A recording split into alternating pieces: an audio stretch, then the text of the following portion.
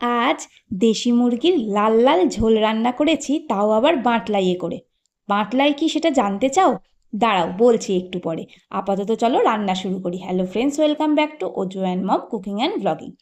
লাল লাল দেশি মুরগির মাংস রান্না করার জন্য এখানে নিয়ে নিয়েছি আমি 600 গ্রাম মাংস, যেটা আমি খুব ভালো করে ধুয়ে পরিষ্কার করে নিয়েছি। তারপরে এর মধ্যে দিয়ে দিচ্ছি হলুদ, লবণ আর হাফ পাতিলেবুর রস।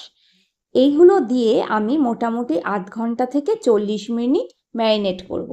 ভালো করে মাখিয়ে নেব আগে।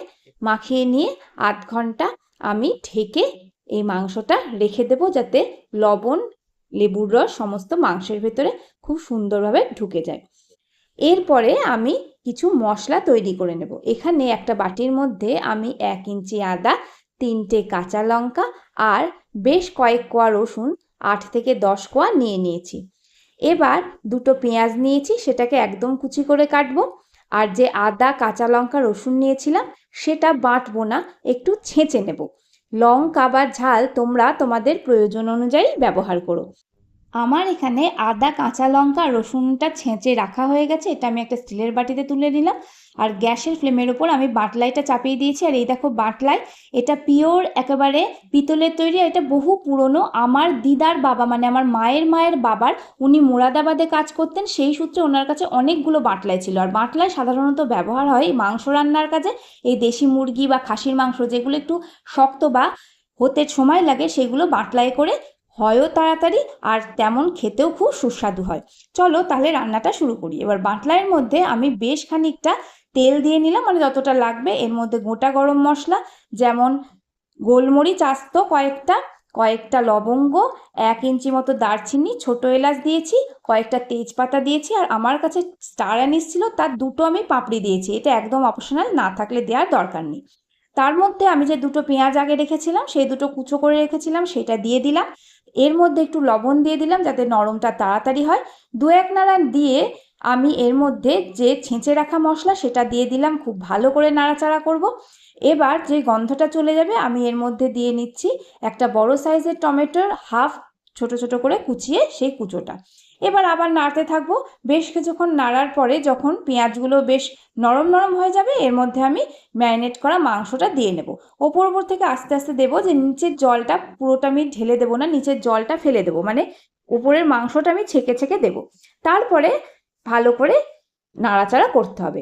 বাটলাই আমার ওই যে বড় দাদু, তার কাছে অনেক কটা ছিল। এটা বেশ ছোট বাটলাই, 600 থেকে 700, ম্যাক্সিমাম 750 মাংস রান্না করা যায়। আর এই বাটলাই আপাতত আমি আমাদের কৃষ্ণনগরে বা নবদ্বীপে কোথাও খুঁজে পাইনি। এটা দেখলে হাঁড়ির মতো, কিন্তু আসলে কিন্তু ঠিক হাঁড়ি নয়। এর নিচ পোর্শনটা অত্যধিক ভারী, এবং এটা গরম হতেও যেমন সময় লাগে একটু, তেমন ঠান্ডা হতেও কিন্তু বেশ খানিকটা সময় লাগে। এবার আমি এর মধ্যে দিয়ে নিচ্ছি বেশ খানিকটা হলুদ। এই মাংসটা রান্নার সময় আমি একটুখানি খেপে খেপে মশলা দেবো, মানে একবারে সমস্ত মশলা দিয়ে দেবো না। হলুদ দেওয়ার পরে আমি এখানে দিয়ে দিলাম সামান্য একটু কাশ্মীরি লাল লঙ্কার গুঁড়ো, কারণ এই মাংসটা আজকে আমি লাল লাল ঝোল বানাবো। একটু বেশি পরিমাণে কাশ্মীরি লঙ্কার গুঁড়োটা আমি দেবো, যাতে ঝোলটার রঙটা বেশ সুন্দর হয়। প্রায় 5-7 মিনিট ঢাকা চাপা দেওয়ার পরে আমি ঢাকনাটা তুলে আবার খানিকটা মাংসটা নেড়ে নিলাম। মাঝারি ফ্লেমে আমি রান্নাটা করব, না হলে কিন্তু মাংসটা নিচে লেগে যেতে পারে। কারণ ওপরের যে নাড়ার জায়গাটা, সেটা তো সাধারণত কড়াইয়ের মতো নয়, ছোট মুখ, সেই জন্য কিন্তু মাঝে মধ্যেই নেড়ে দিতে হবে ভালো করে। আর গ্যাসের ফ্লেমটা কিন্তু মাঝারি রাখতে হবে। এরপর আমি এখানে আরও কিছু মশলা যোগ করছি একটা বেশ বড় সাইজের পেঁয়াজ, একটু মোটা মোটা করে কাটা, পরিমাণ মতো চিনি, একটু ঝাল অনুযায়ী বা স্বাদ অনুযায়ী কাঁচা লঙ্কা বাটা, আর এখানে আমি বেশ কয়েক টুকরো রসুন দিয়ে নিয়েছি, ছাড়িয়ে দিয়েছি, আস্ত রসুন এর মধ্যে দিয়েছি। দিয়ে আবার ভালো করে আমি কষিয়ে নেব। মিষ্টিটা যদি কেউ না খেতে চাও তাহলে অবশ্যই অ্যাভয়েড করো। এরপরে আমি আবার একটুখানি এর মধ্যে লবণ যোগ করছি, আর তার সঙ্গে দিয়ে দিচ্ছি সামান্য একটু গরম জল। এবার দিয়ে আবার আমি খুব ভালো করে নেড়ে নেব। আর এর মধ্যে দিয়ে দিচ্ছি আমি 1.5 চা চামচ মতো ধনে গুঁড়ো দেওয়ার পরে আমি আবার মশলাগুলো খুব ভালো করে মিশিয়ে নিচ্ছি। আবার আরও খানিকটা আমি এর মধ্যে কাশ্মীরি লঙ্কার গুঁড়ো অ্যাড করছি। আর একই সঙ্গে আমি 1/2 চা চামচেরও কম গরম মশলা গুঁড়ো দিয়ে দিচ্ছি আর একই সাথে 3টে বোটা সমেত কাঁচা লঙ্কা দিচ্ছি, কারণ আমার মাংসটা একদম ঠিকঠাক ঝাল, এরপরে ঝাল বেশি হলে ভালো লাগবে না, কিন্তু কাঁচা লঙ্কার স্মেলটা ভালো লাগবে, সেই জন্য ঝাল যাতে না বেরিয়ে আসে তাই বোটা সমেত কাঁচা লঙ্কা এর মধ্যে আমি দিয়ে দিলাম। এরপরে আমি এর মধ্যে অ্যাড করছি গরম জল।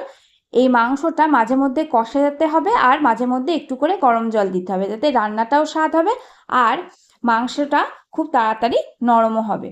এবার যতটা পরিমাণে আমি ঝোল করব ততটাই আমি এখানে জল দিয়ে নেব আর ভালো করে ফুটতে দেব। মাঝে একবার দেখে নেব লবণ চিনি কী লাগে, সে অনুযায়ী কিছু লাগলে সেটা অ্যাড করব। আমার এখানে লবণ লেগেছিল তাই আমি এখানে লবণ দিয়েছি। আর এর মধ্যে নামানোর 5-7 মিনিট আগে আমি দিয়ে দিলাম হাফ চা চামচ মতো গোলমরিচ গুঁড়ো আর হাফ চা চামচ মতো আরও গরম মশলা গুঁড়ো। এবার ফুটে উঠলেই কিন্তু রান্নাটা মোটামুটি আমাদের রেডি হয়ে গিয়েছে। আর একটা কথা বন্ধুরা, তোমরা যদি মনে করো যে এতবার কেন লাল লঙ্কা গুঁড়ো দিচ্ছি, তাহলে আমি মোট 1.5 চা চামচ মতো লঙ্কা গুঁড়ো ব্যবহার করেছি। আমি 3বারে দিয়েছি তাই তোমাদের মনে হয়েছে যে অনেকটা, কিন্তু ততটাও নয়। যাই হোক, এবার ফুটে উঠলে আমি গ্যাসের ফ্লেমটা অফ করে দেবো আর স্ট্যান্ডিং টাইমে দেবো 5 থেকে 7 মিনিট। এই মাংসটা কিন্তু গরম ভাতে খেতে অসাধারণ লাগে। তোমাদের যদি বাটলাই না থাকে তাহলে বাজার থেকে পিতলের হাঁড়ি কিনে নিয়ে এসো, তাতে রান্না করতে পারো, তবে কড়াইয়ে করলে কিন্তু একটু সময় বেশি লাগবে। যদি রান্নাটা ভালো লাগে তাহলে অবশ্যই আমার চ্যানেলটা তোমরা সাবস্ক্রাইব করো আর ফেসবুক বন্ধুরা আমাকে ফলো করে নিও। চলো দেখি আমার ছেলে খেয়ে কি বলছে। ভালো হয়েছে? ভালো হয়নি, অসাধারণ। Thank you.